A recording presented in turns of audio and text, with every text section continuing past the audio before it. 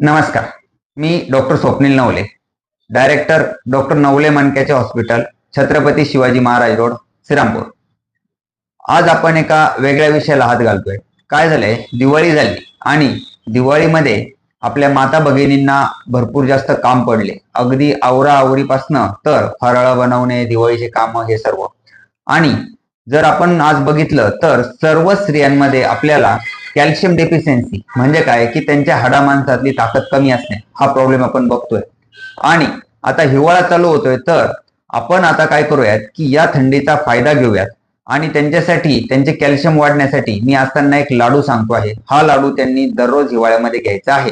तर त्यासाठी काय करायचं आहे, खारीक, खोबरं, बदाम, काजू, अहळीव, गोडंब्या, अक्रोड, मनुके हे घ्यायचं आहे. यामध्ये गावरान तुपात परतलेला डिंक घ्यायचा आहे, त्यात गुळ घालायचा आहे. या सर्वांचा एक लाडू आपण बनवायचा आहे आणि हा लाडू दररोज सकाळी आपण आंघोळीनंतर, ब्रश केल्यानंतर आंघोळीनंतर हा घ्यायचा आहे. याने आपली कॅल्शियम लेवल ही खूप चांगलीरित्या वाढणार आहे. धन्यवाद.